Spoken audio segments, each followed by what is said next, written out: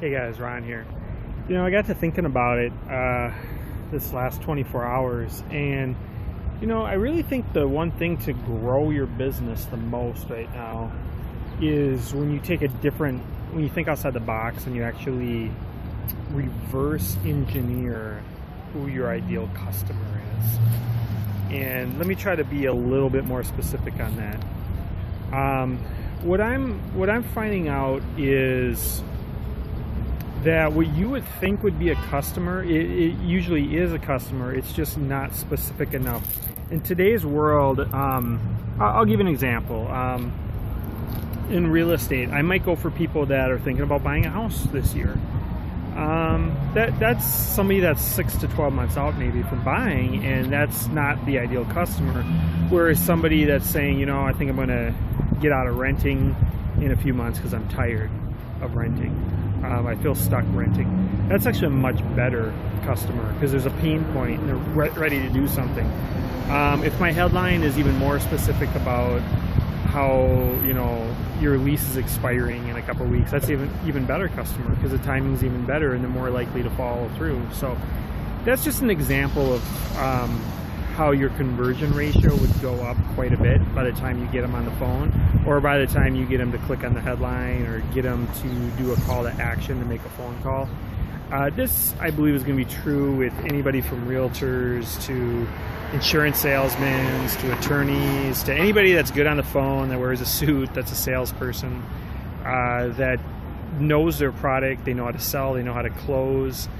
The lifetime value of the customer is actually worth something. It's worth thousands of dollars like a realtor. I actually think that's a huge advantage. I know a lot of the growth hackers online, they like to do a lot of like $7 trials, and they like to do a lot of like $20 core products and some of that kind of stuff.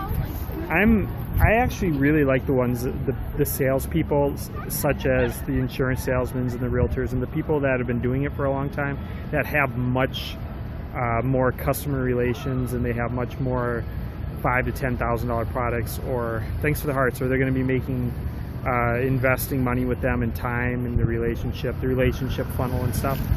Because what happens is there's this huge, the way that most of those people meet people is through networking or through social interactions over a very long period of time. So what happens is they're very good at what they do, and they're very good in the fulfillment part of it, but the leads and the conversion part of it, they have not figured out how to scale that part up. So it's because they care so much about giving good quality that they spend all of their time in the fulfillment part, which doesn't give them any time to get leads and figure out how to convert them faster. Another thing too is if you ask somebody that's been doing a business for 10 or 15 years to name the exact client that they have, like what do they name it in 8 words or less in a headline, they can't do that, and that's hey Fofia, what's up? I heard that you didn't make it over to Calhoun earlier. So that's what you want to do, is you want to reverse engineer everything. You want to figure out who. So I'll give you another example. I got a Facebook page, Law of Attraction Marketing, and I ran a test with people that were English speaking, United Kingdom, and also United States, and it was working pretty well. I got like, I think I got down to 18 likes in just over a day, and it got 21 cents a like. Well, I decided to run a split test, which you should always do.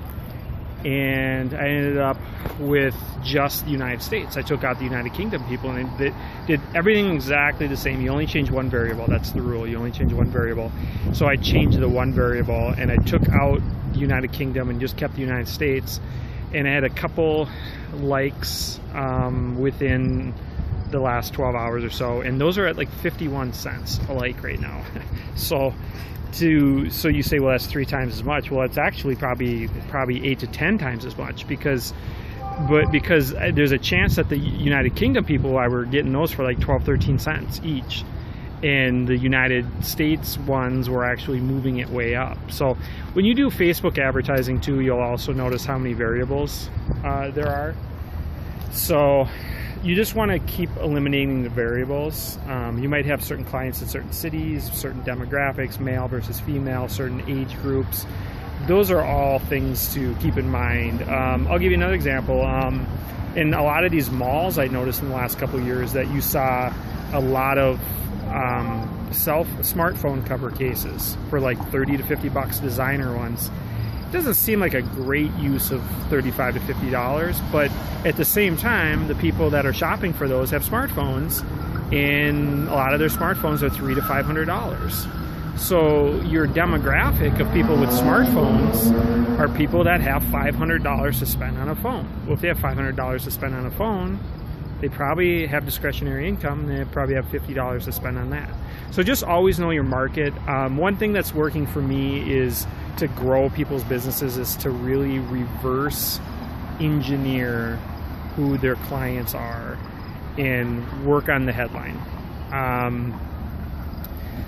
I've given this example before. We got Fofita on here right now. She's got she does wood type stuff such as fences and decks, and you know, I'm not off the top of my head thinking of a perfect headline right now, but like a really good headline would be like you know, peeling stained deck causing issues or something like that, and then the phone number possibly in the ad.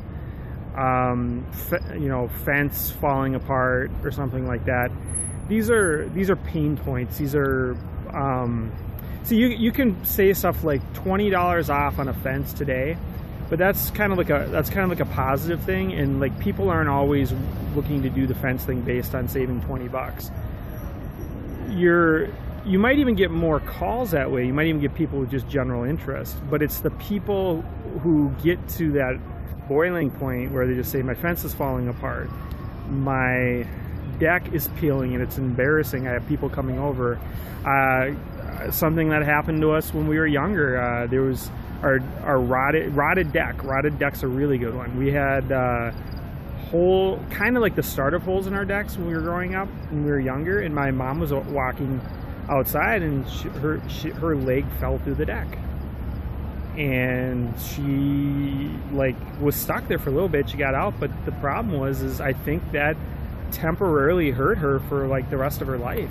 Still to this day, she's probably still got some minor injuries from that. So, you know, you see stories of decks that collapse and they kill people and stuff like that. So I mean, these are real fears that people have.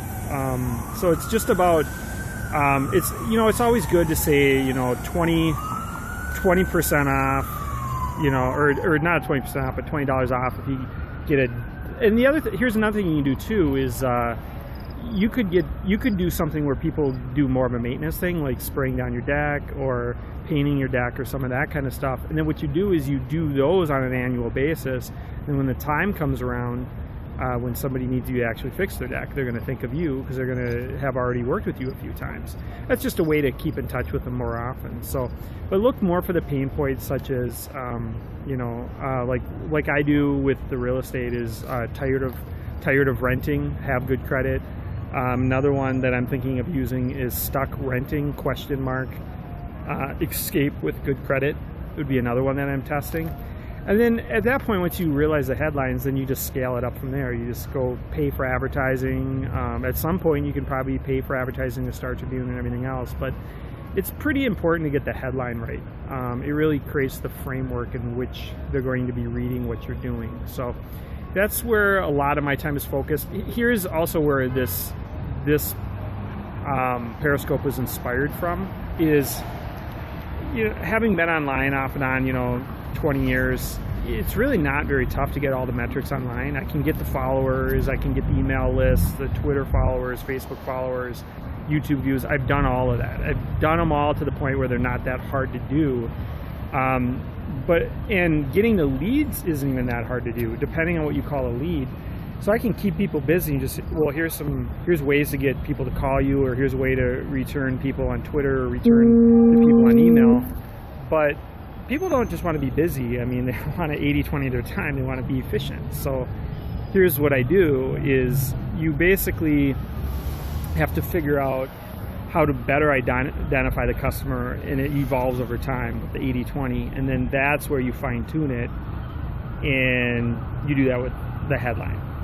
So, and then you use that headline to attract people on Twitter, attract people on Facebook, attract them on email. You attract them on all the social platforms, Periscope. You attract them on all the social platforms when you get that headline right? There's millions of hashtags out there. Which hashtags do you use? I like the growth hacking one, the 80-20 one, and the 10X one. There are hashtags such as business and sales that get more, but there's also more competition. Also, to me, that's very general, entrepreneurship's another one that's very general. I've met a lot of people that claim to be entrepreneurs, but everybody's a little bit different when it comes to that. There's some people that have run multi-million-dollar businesses. There's some people that have been talking about running businesses for years. So everybody's a little bit different when it comes to that. So I do think that one of the highest value, probably the highest dollar activity that you can do for your business is really fine-tuning what that 6 to 10 words are in a headline that identify who your ideal customer is. And just keep that in mind. A lot of people on Facebook, they post these articles with these great headlines. This person went here, and what he said next, you're not going to believe. I mean, they have these great headlines that we call those clickbait headlines. Guy went into a cave, and what he saw next, you won't believe what he saw. Or I told somebody these 6 ways to change their life, and the third one blew my mind. These are great headlines, but the problem is all it does is get a click to your headline. It doesn't necessarily ever have an end goal of making any money. But a lot of those companies, or a lot of those people that do that, all they want is eyeballs on their site because they're just selling advertising. So just, again, begin with the end in mind, reverse engineer it, and work it backwards. Is the headlines at the front, but you're also taking the people you talk to on the phone as a realtor, as a salesperson, as an attorney, taking those people on the phone and taking that feedback from what you hear from them, and you're reworking it to rewrite the headlines. So then you take a few more calls based on the new headline, and then you see what kind of feedback you get. And you're like, oh, they don't get it quite yet, or they do get it, or it's more about price than I thought, or it's more about information than I thought, or it's more about how do we operate, or how long we've been in business. So just some of those kind of things, the kind of feedback you're getting, objections you're getting from people, and then like rework it into the headline, and just keep evolving the headline and make the headline better and better and better. And the reason it's an art and a science is because the headline's typically only 5 to 8 words long. So and when you start advertising on Facebook and Twitter and all that stuff, you really don't have a lot of, they just don't give you a lot of room. So that's just something to keep in mind as well. And I'll do another one in a bit when I got more information for you, more ideas. So meet Mike. Mike's stuck growing his service business. Mike's already wasted too much money and time with failed results. Mike has more cash to invest than time to waste. Mike really values his time. Mike knows marketing is an investment and not an expense. Mike's business has a proven LCV, lifetime customer value, between $5,000 to $1 million. Meet Bob. Bob is also stuck growing his service business, but Bob first needs to achieve a better product market fit which is aligned and in high demand with his target audience. Hi, my name is Ron Orr, and I am your solution to being stuck. I can help you refine your positioning in the market. I can help you refine your elevator pitch. I can help you refine your explainer video. I can help you refine your SEO keyword headlines. I'll help you achieve your 10 times growth mindset. We'll focus on measurable results with my proven formulas.